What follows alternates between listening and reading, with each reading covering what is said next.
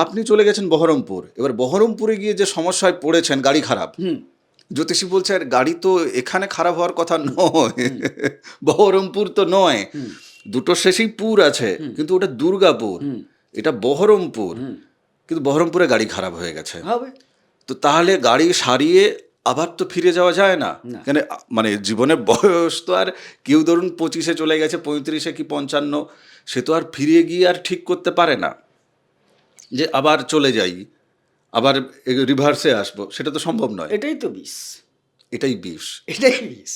মানে কি জানো, আমরা দেখেছি কুণ্ডলী ঘাঁটতে গিয়ে যাদের লগ্নে রবি এবং শনি বসেছে, এবং রবি এক্ষেত্রে সাবলীল বলছো, তাই না? তো তার মানে রবির কৃপায় বা রবির সহযোগিতায় এনারা জীবনে হঠাৎ করেই সফলতার মুখটা দেখবেন। আচ্ছা, হঠাৎ নয়, দৈহিক পরিশ্রম বিমুখ যেসব সফলতা আছে, কথাটা বুঝবে। ধরো বাক্যের দ্বারা যারা কাজ করে, বুদ্ধির দ্বারা যারা কাজ করে। আজকের মূল এপিসোড শুরু করার আগে আপনাকে মা নর্মদার কৃপা আপনি কি করে পাবেন আপনাকে আমি জানাতে চাই। আপনি যদি প্রতিদিন ত্রিকাল এই নর্মদাষ্টকম পাঠ করেন, আপনি মায়ের কৃপা পাবেনই পাবেন, মায়ের কৃপা আপনার উপর বর্ষিত হবে। ফ্রি অফ কস্ট নর্মদাষ্টকম পাওয়ার জন্য হোয়াটসঅ্যাপে আপনি আমাকে লিখুন আপনার নাম এবং ঠিকানা দিয়ে, যে পিডিএফ বই চাই, আমি আপনাকে পাঠিয়ে দেবো সঙ্গে সঙ্গে। এই পিডিএফ বই আপনি প্রতিদিন 5 জনকে শেয়ার করুন। আসুন আজকের মূল এপিসোড শুরু করা যাক। নমস্কার, নর্মদে হর, শিবকুণ্ডা মা নর্মদাকে প্রণাম জানিয়ে শুরু করছি আজকের এই আলোচনা। আজকের আলোচনার শুরুতে আপনাদেরকে একটা বিষয়ে খুব পরিষ্কারভাবে জানাতে চাই। 20 যোগ নিয়ে আমরা কথা বলছি। কন্যা লগ্ন সাপেক্ষে 70% আপনারা মিল পাবেন, কন্যা রাশি সম্পর্কে 30% মিল পাবেন। 20 যোগ আরও নানান প্রকারের হয়, কিন্তু মূলত রবি এবং শনি আপনাদের জন্মছকে যে কোনো একটি ঘরে, যে কোনো একটি হাউসে একত্রে যদি অবস্থান করে, তার মধ্যেও আরও অনেক ব্যাপার আছে, ডিগ্রি ইত্যাদি ইত্যাদি, তো সেই জায়গা থেকে প্রভাবটা কিন্তু সারা জীবনের জন্য। কেবলমাত্র এই বর্তমান সময়ে যে আপনি প্রভাব পাবেন 2-3 মাস পরে পাচ্ছেন না, সেটা কোনো বিষয় কিন্তু না। জন্ম লগ্ন থেকে একদম শেষ পর্যন্ত এই 20 যোগের প্রভাব শুভ এবং অশুভ পাওয়া যায়, তবে অশুভের জায়গাটা বেশি। আলোচনার মূল যেটা লক্ষ্য আর কি, অশুভ কথা বলতে হবে, ভয় দেখানোর উদ্দেশ্য বা আরও বেশি করে আপনারা ভীত সন্ত্রস্ত হবেন, যোগাযোগ করবেন না, এইটা ইচ্ছাটা নেই, এই নিরিখে ইচ্ছা নেই। যাদের 20 যোগ আছে, যারা সমাধান করতে চাইছেন, তারা যোগাযোগ করুন। বাকি আপনারা যাদের মধ্যে 20 যোগ নেই, অমিল পেলেন যে না আমার তো 20 যোগ নেই, খুব ভালো কথা, কিন্তু যাদের সমস্যা আছে জীবনে, তারা জানে যে সমাধানটা কতটা জরুরি, সেই নিরিখে আলোচনাটাও নিয়ে আসতে হবে। ভালো খারাপ সব মিলিয়ে নানান ধরনের এপিসোড নিয়ে আসতে হবে, কেননা শাস্ত্রগত জায়গায় ভালো খারাপ সব কিছুর প্রতিবিধান, চেনার উপায় ইত্যাদি ইত্যাদি সবই আছে। আর আমাদের জীবনও তাই, সবটা যেমন ভালো নয়, আবার সবটা খারাপও নয়। কেমন? রবি এবং শনির এই যে জায়গাটা কন্যা লগ্ন সাপেক্ষে যদি আমরা দেখি, তাহলে কন্যা লগ্ন সাপেক্ষে রবির জায়গাটা দ্বাদশ জায়গা, শনির জায়গাটা হচ্ছে তোমার 5 নম্বর এবং 6 নম্বর ঘর। পঞ্চমের জায়গা থেকে বা ষষ্ঠের জায়গা থেকে বা দ্বাদশের জায়গা থেকে এই রবি এবং শনি, ধরো এককভাবে যদি দেখা যায় যে বুধকে তারা কি দিতে চায়, বুধকে বুধের সাথে তাদের সম্পর্কটা কেমন, এই জায়গাটা একটু তোমার কাছে প্রথম শুনি। আচ্ছা, প্রথমেই বলি রবির সাথে সম্পর্ক ভালো, দুজনেরই না রবির বুধের সম্পর্কটা ভালো, রবি বুধের সম্পর্ক আচ্ছা, ভালো। এখানে শনির সাথে সম্পর্কটা অম্ল মধুর, আহামরি নয়, কিন্তু মানে খারাপ না, খারাপও নয়, একদম আহামরি ভালোও নয়, ভালোও নয় না, আচ্ছা, চলনসই সম্পর্ক। আচ্ছা, এই জায়গায় অনেকে এটাকে খারাপ বলেন, কিন্তু দেখা গেছে যে না, খুব একটা খারাপ নয়। এই জায়গায় কিছু কিছু ক্ষেত্রে 2-1টা ক্ষেত্র বিন্যাসে দেখা যাচ্ছে একটা শনি তো একটু দীর্ঘসূত্রী, এবং বুধ সেটাকে অনেক সময় আটকে আটকে দেয়, কোনো কোনো ক্ষেত্রে দেখা গেলেও যে একদম যে তাকে স্থবির করে দেওয়া, এটা কিন্তু করে না। আচ্ছা, আমি তোমার কথাটাকে আরেকটু বুঝতে চাইবো। রবির সাথে বুধের যে সম্পর্ক ভালো, হ্যাঁ, ভালো একটা যোগের কথা বলো। বুধাদিত্য যোগ, রবি বুধ একত্রিত হলে বুধাদিত্য যোগ।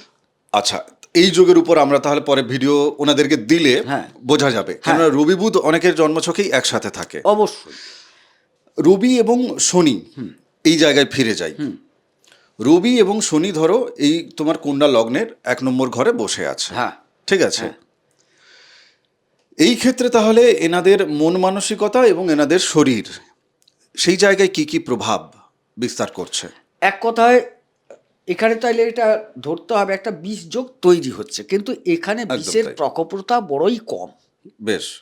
কম পাবে। হুম এবারে লগ্নগত মানে শরীর থেকে যদি বিবেচনা করা হয়, তিনি যদি একটু প্রয়াস নেন, হুম বুধ যদি একটু ভালো কোনো পজিশনে থাকে, হুম তাইলে কিন্তু এদের পরিশ্রম ক্ষমতা থেকে শুরু করে সফলতা পাওয়ার জায়গা হুম দুটোই কিন্তু আছে, নেই না, উড়িয়ে দেওয়ার জিনিস নয়। হুম তবে হ্যাঁ, একদম যদি দগ্ধের জায়গায় চলে আসে, যেটাকে কম্বাস্ট বলা হয়, হুম শনি একদম রবির কাছে চলে এলো, হুম দিয়ে দগ্ধ হয়ে গেল, তাইলে কিন্তু এই যে সফলতার জায়গা যেটা, সেটা কিন্তু অনেকটা খারাপ হয়ে যাবে। আচ্ছা, শনি এবং রবির মানে তোমার দগ্ধের যে জায়গাটা, হ্যাঁ, তার মানে তুমি ডিগ্রিগত জায়গা থেকে ডিগ্রিগত বলতে ভাবে চাইছো? 10 ডিগ্রির মধ্যে যখন ঢুকে যাবে, কোনো কারণে একদম ভেতরে ঢুকে যাবে, আরো একই নক্ষত্র হলে তো আরো জটিল ব্যাপার। হ্যাঁ, তাইলে কিন্তু এটা দগ্ধ হয়ে যায়। বুধের এই যে লগ্ন মানে কন্যা লগ্ন, এক্ষেত্রে কোন কোন 3টে নক্ষত্র আছে? এখানে যে নক্ষত্রগুলো পাওয়া যাচ্ছে, উত্তর ফাল্গুনী, হস্তা, চিত্রা। আচ্ছা, এবার ধরো কারোর জন্মছকে তিনি দেখছেন যে তার জন্ম হয়েছে চিত্রা নক্ষত্রে, হ্যাঁ, রবি এবং শনি এই লগ্নেই আছে, তো সেক্ষেত্রে রবি মানে এই নক্ষত্র পাবেই, তার কোনো কি ব্যাপার আছে, না পেতেই হবে? না না না, কথাটা হচ্ছে রবির এখানে কি হচ্ছে, উত্তর ফাল্গুনী, হস্তা, চিত্রা। চিত্রা হচ্ছে মঙ্গলের নক্ষত্র। হুম এবারে তুমি বলছে যোগটা ওইখানে হয়েছে, চিত্রাতেই হয়েছে। হ্যাঁ, মানে লগ্নেই হয়েছে। হ্যাঁ, লগ্নের তো 3টে, লগ্নের 3টে মানে যে কোনো একটা নক্ষত্র তো পেতে হবে রবির জন্য, হয়তো দুটো নক্ষত্র পেতে পারে। হ্যাঁ হ্যাঁ হ্যাঁ। এবারে আমি তোমাকে বুঝাই, উত্তর ফাল্গুনিতে যদি শনি পেয়ে যায়, হুম সুফল দেবে না। আচ্ছা। চিত্রাতে যদি শনি বসে থাকে নক্ষত্রগতভাবে, হুম শনি সুফল দিতে পারবে না। তাহলে কেবল হস্তাতে বসলে শনি যদি পায়, না, এটা শরীর খুব একটা সাবলীল জায়গা নয়, হস্তাতেও খুব একটা ভালো দেবে না, কিন্তু কিন্তু খারাপও করছে না। খারাপও করছে না। ঘটনাটা হচ্ছে কোথায়, এখানে কিন্তু রবি, দেখো রবি তো নিজের নক্ষত্রে ভালো ফল দেবে, চন্দ্রের নক্ষত্রেও ভালো ফল দিচ্ছে, মঙ্গলও তার বন্ধু, রবি এখানে একটা ভালো ফল দিয়ে যাবে, কিন্তু শনি খুব একটা ভালো ফল দেবে না। এই জায়গায় যদি চলে আসে যে পরিশ্রম করে সফলতা পাবো, এই মানসিকতাটা থাকবে না, হঠাৎ যেন আমি সে হঠাৎ নবাব হয়ে যাই, এই মানসিকতাটাই দেখা দেবে। হ্যাঁ, কিন্তু যাই হোক না কেন, মানে আখেরে মানে দিনের শেষে যদি দেখি আমি এনাদের জীবনটাকে, যাদের লগ্নে রবি এবং শনি বসেছে, এবং রবি এক্ষেত্রে সাবলীল বলছো, তাই না? তো তার মানে রবির কৃপায় বা রবির সহযোগিতায় এনারা জীবনে হঠাৎ করেই সফলতার মুখটা দেখবেন। আচ্ছা, হঠাৎ নয়, দৈহিক পরিশ্রম বিমুখ যেসব সফলতা আছে, কথাটা বুঝবে।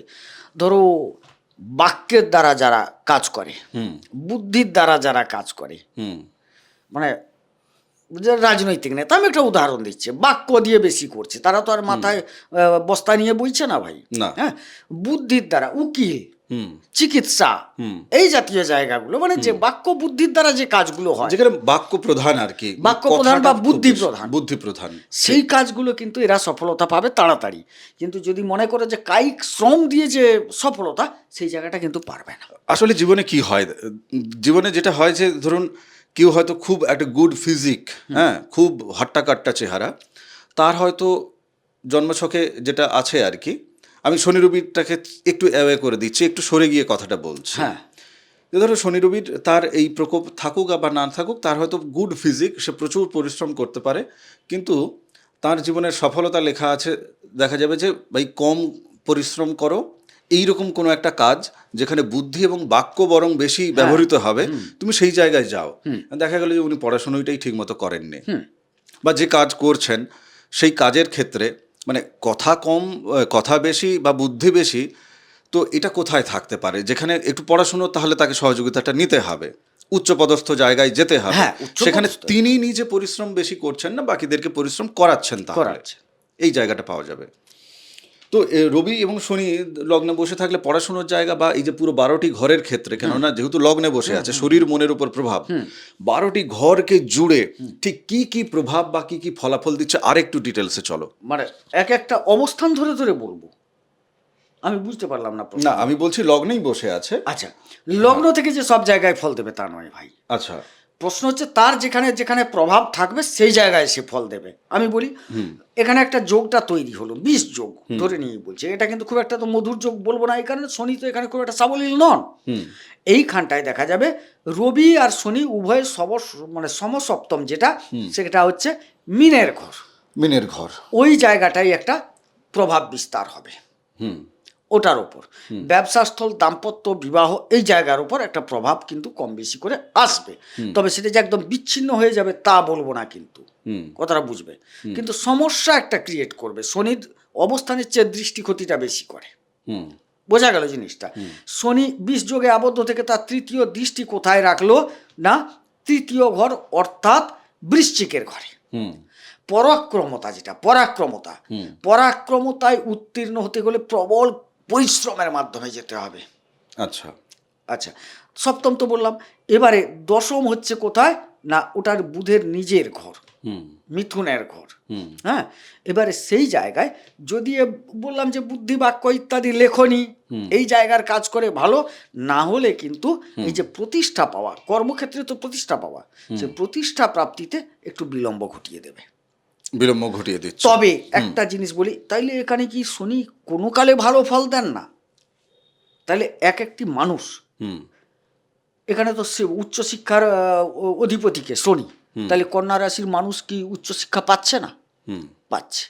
খুঁজে দেখতে হবে ওদের পঞ্চমের জায়গায় বুধের কোনো অবস্থান, ক্ষেত্র বিনিময় সিংহাসন যোগ হয়েছে কিনা, তুমি আমার ঘরে তো আমি তোমার ঘরে, তোমার নক্ষত্র পেয়েছি কিনা আমি। আচ্ছা, মানে পঞ্চমের নক্ষত্র মানে শনির নক্ষত্র বুধ পেয়ে গেছে কিনা সেটা দেখতে হবে। আবার অন্য এই যে জায়গায়, এই যে 3টে নক্ষত্রের এর তো বাইরে যেতে পারবো না, শনির কোনো নবাংশের কোনো জায়গা পেয়েছি কিনা সেটা দেখতে হবে, খুঁজে দেখতে হবে আমি কোন বিষয়টা নিয়ে চর্চা করতে চাইছি, কথাটা বুঝবে।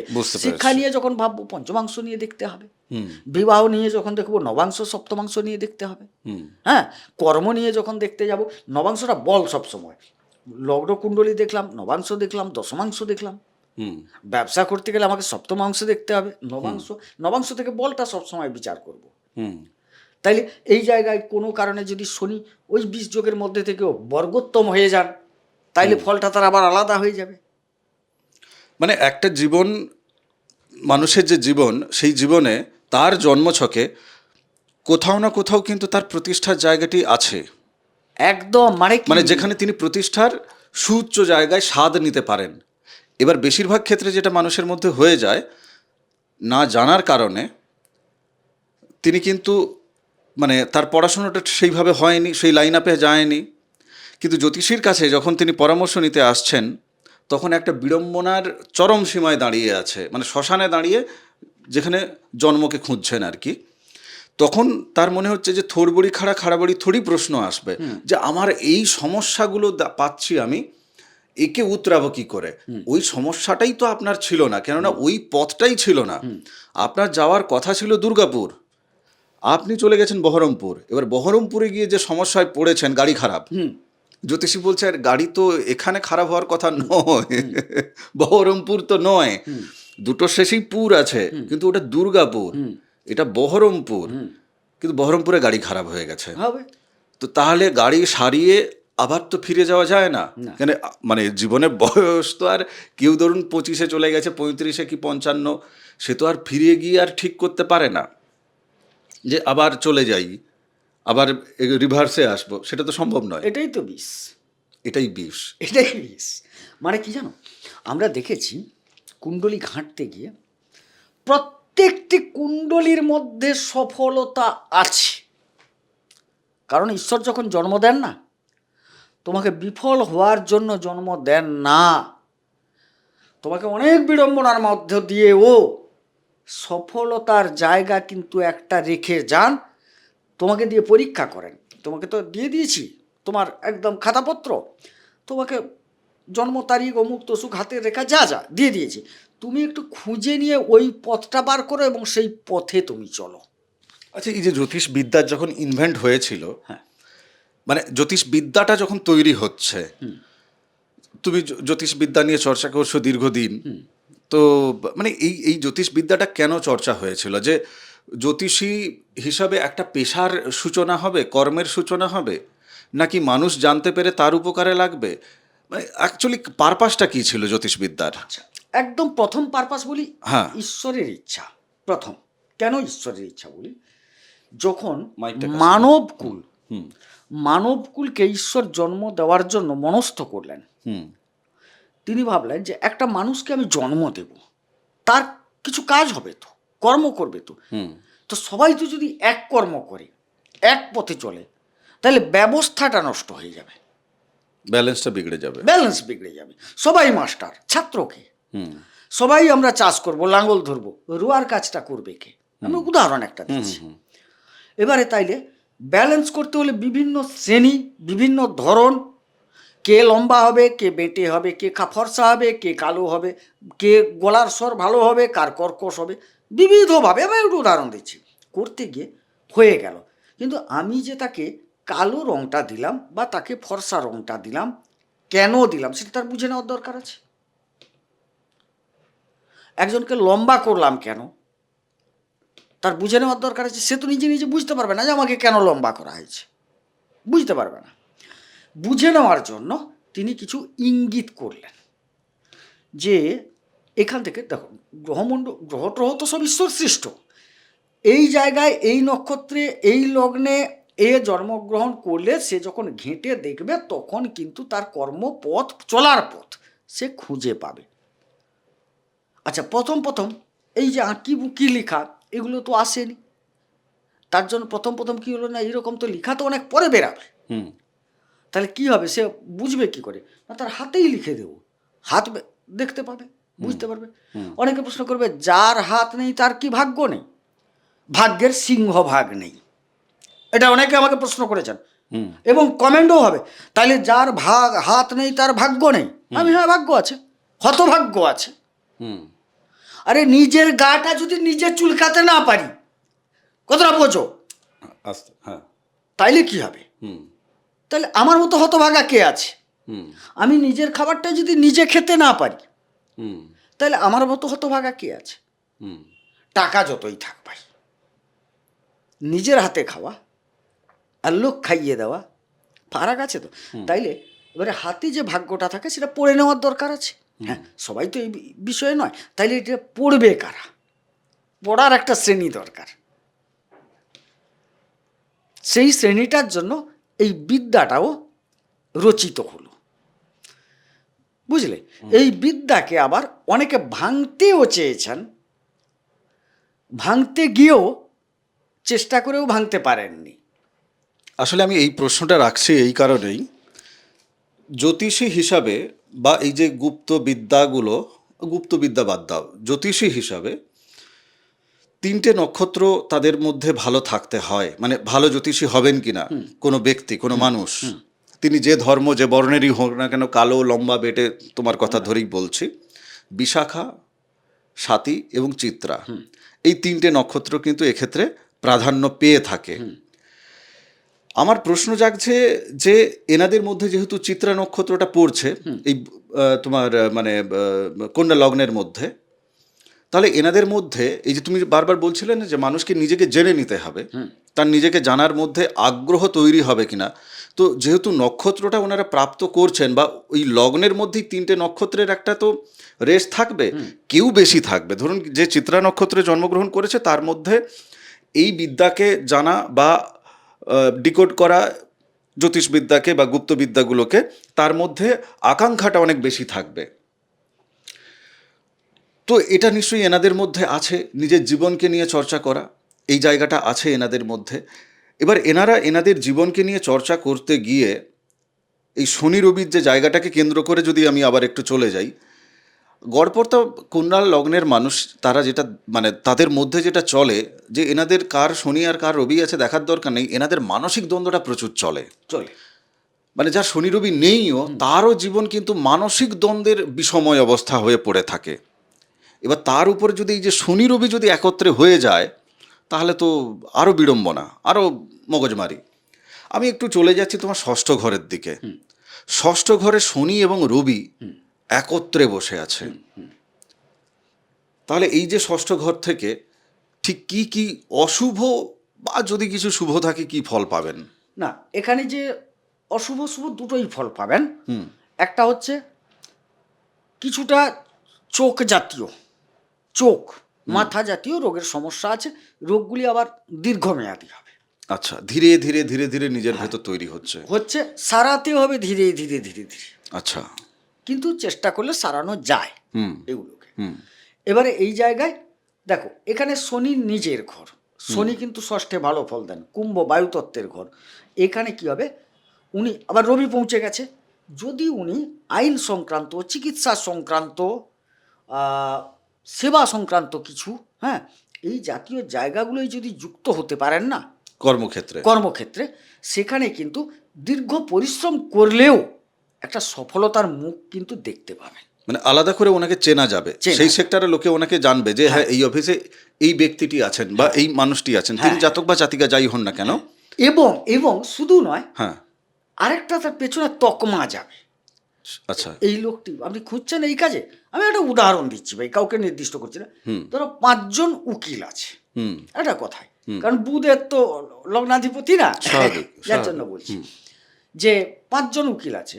কাউকে একটা পরামর্শ চাইলে সে বলবে, আপনি উকিল জানো, অনেক উকিল আছে, তবে আপনি সেই রামবাবুর কাছে যাবেন, উনি সৎ লোক, হ্যাঁ, উনি যেটুকু নেন সততার সাথে নেন, কারণ শনি বসে আছে। হ্যাঁ, কথাটা বুঝলে? এই জায়গাটা দেখিয়ে দেবে। কঠোর পরিশ্রম করতে হবে, ওই টাকায় অন্য কোনো হয়তো উকিল কাজ করছে না, তিনি করবেন, সততার সাথে করবেন এবং আপ্রাণ চেষ্টা করবেন আমার ক্লায়েন্ট যাতে যেতে, ফ্রডবাজিটা করতে যাবেন না। বেশ। আসলে বুধ জ্ঞানের কারক। একদম একদম। তো রবির সাথে শনি রবি যখন এই যে যোগটা তৈরি হচ্ছে, হ্যাঁ, তখন পঠন পাঠনের জায়গাতেও বা জ্ঞান সঞ্চয়ের জায়গাতেও ইনি কিন্তু সামর্থ্যবান হচ্ছেন। ঘটনাটা এই জায়গায় দেখো, তিনি পঞ্চমপতি হয়ে তো ষষ্ঠে গেলেন শনি, এবারে নিজের ঘর, শনি এখানে খুব একটা নিজের ক্ষতি নিজে করবেন না, কারণ পঞ্চমপতি ষষ্ঠার বা তার নিজের ঘর তো স্বাভাবিক, এখানে কিন্তু পঠন পাঠনে কোনো বাধা আসবে না। বেশ। কিন্তু এই যে রবি ষষ্ঠে চলে গেলেন না, এই জায়গাটায় কি হয়, কিছুটা রবি হচ্ছে মাথার কারক গ্রহ, অনেক সময় দেখা যাবে এই মাথাটি পারমিট করবে না। অনেকের আছে দেখবে কিছুক্ষণ পর মাথাটা বিজ করে ওঠে, হ্যাঁ, মানে যারা একটা ধোঁয়াশা আসছে, হ্যাঁ, এরকম মাথা কাজ করছে না, চোখগুলো যেন জাল জাল হয়ে যায়, এইরকম ব্যাপারগুলো হয়। তো সেক্ষেত্রে যেহেতু পঞ্চমপতি আর লগ্নপতি গিয়ে ষষ্ঠে বসে গেল, কিঞ্চিত দেখো যেখানেই যাও তার কিঞ্চিত অশুভত্ব থাকবে, তবে পরিমাণে শুভত্বটা বেশি। হ্যাঁ, এবার এই ক্ষেত্রে যদি মানে আমি দেখি প্রতিকারের প্রসঙ্গে যদি আলোচনাটাকে নিয়ে যাই, আমাদের এখানে যারা যোগাযোগ করছেন 100 জনের মধ্যে 70 জনেরই কোথাও না কোথাও প্রতিকার করা আছে। কিন্তু দুঃখের বিষয় হচ্ছে যেটা, যে এই যে 70 জন যখন যোগাযোগ হচ্ছে, মানে যাদের প্রতিকার করা আছে, তারা কেন করছেন? মানে শখ করে তো আবার টাকা পয়সা খরচা করার জন্য, মানে আমরা তো ফ্রিতে কাজ করছি না, টাকা পয়সা নিচ্ছি। তো এই যে প্রতিকার মানে নেওয়ার পরেও দেখা যাচ্ছে যে কন্যা লগ্নে জাতক জাতিকা, আমি শুধু 20 যোগকে কেন্দ্র করে বলছি না, আরও অন্যান্য ক্ষেত্রে বলছি, তাদের জীবনে ফল পাচ্ছে না। মানে এটা কি এই কালপুরুষ রাশিচক্রে কন্যা লগ্নটা যেহেতু ষষ্ঠ ঘর প্রাপ্ত করেছে, তাই কি এনাদের জীবনে এই ঝড় ঝঞ্ঝা মানে রোগ রিপু শত্রুতা এইটা কি একদম মানে লেগেই থাকে, যে সেটাকে অতিক্রম করা যাবে না, এরকম কোনো ব্যাপার আছে কি? না, আসবে। কালপুরুষ চক্রে মানে আসবে। এবার অতিক্রমের জায়গাটাও ভেতরে আছে, কথাটা বুঝবে। অতিক্রমের জায়গাটা কুণ্ডলীর ভেতরে আছে দেওয়া, খুঁজে বার করতে হবে তোমাকে। আমি প্রথমেই বলেছিলাম যে ঈশ্বর জন্ম দিয়েছেন, বিফলতার মধ্য দিয়ে সফলতায় পৌঁছানোর একটা রাস্তা দিয়েছেন, কোন জায়গায় সফলতা পাবে তোমাকে এই কুণ্ডলী ঘেঁটে দেখতে হবে, কোন পথে গিয়ে পৌঁছালে আমি ঠিক জায়গাটায় পৌঁছাবো, সেটা কিন্তু এখানে আছে, চিহ্নিত করে বার করতে হবে। তুমি এই ষষ্ঠ নিয়ে আলোচনা করছিলে, দেখো ষষ্ঠ শনির নিজের ঘর, খুব সাবলীল। কোথায় সাবলীল? যতটা সাবলীল তিনি শতভিসা পূর্ব ভাদ্রপদে ধনিষ্ঠা নক্ষত্রে কি তিনি ততটা সাবলীল? মঙ্গলের নক্ষত্র, নিজের ঘর, তবুও দেখবে ঠিক ততটা সাবলীল নন। আবার রবি যেহেতু সেখানে যাচ্ছেন, তিনি যতটা সেই জায়গায় ধনিষ্ঠাতে সাবলীল, পূর্ব ভাদ্রপদে সাবলীল, তিনি কি শতভিসাতে ততটা সাবলীল না। রাহুর নক্ষত্র, ব্যাপারটা বুঝতে বোঝেন? পেরেছে। আসলে একটা জিনিস কি হয় জানো তো, মানে জীবনে এই যে ঝড়ঝাপটার যে জায়গাটা, মানে যার ধরো এই যে শনি রবি হয়ে বসে আছে, সেটা লগ্নে থাকুক আর জন্মছকের যেখানেই থাকুক, আত্মার সাথে তার নিজের শরীরের একটা দ্বন্দ্ব চলছে। শনি তার তোমার পঞ্চম এবং ষষ্ঠ জায়গা, তো কোথাও থেকে ষষ্ঠেরও প্রভাব আসছে, তোমার দ্বাদশেরও প্রভাব আসছে রবির জায়গা থেকে, পঞ্চমেরও প্রভাব আসছে, তো তিনটেরই একটা মানে খিচুড়ি পেকে আছে। সমাজে বহু জ্যোতিষী তারা ভালো, তারা সৎ, এবং তারা যে প্রতিকারগুলো দেন তারা কিন্তু ভালো প্রতিকার দেন, এবং সেটা মানুষের উপকারেও লাগে। এমন নয় যে মানে কেবল আমরা আলোচনা করছি এই ভিডিওতে বলে যে নিজেদের শুধু ঢাক পেটাচ্ছে, সেটা না। তারাও খুব ভালো জ্যোতিষী আছেন, কিন্তু যাদের ধরো এই যে যোগটা হয়ে যায়, বিষ তো কিছুটা তাকে উপলব্ধি নিতে হবে। সেই কারণে দেখা যায় যে হয়তো তিনি সঠিক জ্যোতিষীর কাছ পর্যন্তই তিনি পৌঁছলেন না, কেননা সঠিক জ্যোতিষীর কথা বা সংযোগ তার সেটা মনে ধরছে না, সেটাও হতে পারে। আচ্ছা, আমি একটু ভাই বলে নিই। ধরো বীজযোগটা কোথায় হয়েছে? ষষ্ঠী। এইখানে আমাদের প্রথম বিচার কি জানো? লোকটি কি করেন আগে জানার দরকার আছে। লগ্নপতি ষষ্ঠে চলে গেছে, হ্যাঁ, আইনের জায়গায় গেল, রোগের জায়গায় গেল, রিপুর জায়গায় গেল, ঋণের জায়গায় গেল, শত্রুতার জায়গায় গেল। লোকটি কি করেন? না লগ্নপতি যায়নি, আমি বুধের তো পজিশন ওহো, বলিনি তোমাকে। আচ্ছা আচ্ছা, তাহলে বুধ নয়, শুধু দ্বাদশপতি গেলেন আর পঞ্চম ষষ্ঠপতি গেলেন। একদম তাই। এই জায়গায় দেখা যাবে দ্বাদশ ষষ্ঠের যখন কানেকশন হয়ে যাবে না, যদি রবি ভালো থাকে, দেখা যাবে আইনি জটিলতাটা মুক্ত হয়ে যাবে, হুম না হয় আইনি জটিলতায় ধ্বংস হবে।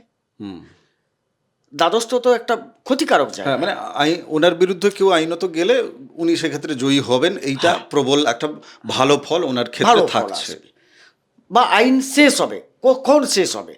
দশা অন্তর্দশা, রবির দশায় শনির অন্তর্দশা, শনির দশায় রবির না, অন্তর্দশা, সে তো নিতেই হবে, এইগুলো সেটা তো যোগ, নিতেই হবে। মানে সব সময় খুঁজলে তো পাওয়া যাবে না। না না না, ও তো নিজের ইচ্ছা মতো হবে না, মানে তার জীবন পরিক্রমায় যেমন দশা অন্তর্দশা পাচ্ছে একটা মানুষ, সেটা তো তাকে নিতে হবে। না, তারপরে আবার যে কালপুরুষ চক্রে যে অনবরত যে গোচর চলছে, হ্যাঁ, সেই ফলও তখন অ্যাক্টিভ হবে। অ্যাক্টিভ হবে।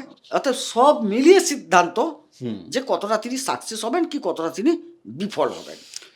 দেখা যাক, ওনারা যদি মনে করেন ওনাদের প্রয়োজন আছে যোগাযোগ করবেন। তপভূমি নর্মদা, মা নর্মদার মাহাত্ম্য কথা অডিও সিরিজ আছে এই চ্যানেলে, 365 এপিসোড আপনাকে শোনার জন্য আমি অনুরোধ জানাচ্ছি। আপনি চ্যানেল সাবস্ক্রাইব করতে পারেন, ভিডিও বাকিদের সাথে শেয়ার করতে পারেন। আগামী এপিসোডে দেখা হচ্ছে। নমস্কার, নর্মদেহার। নর্মদে হর।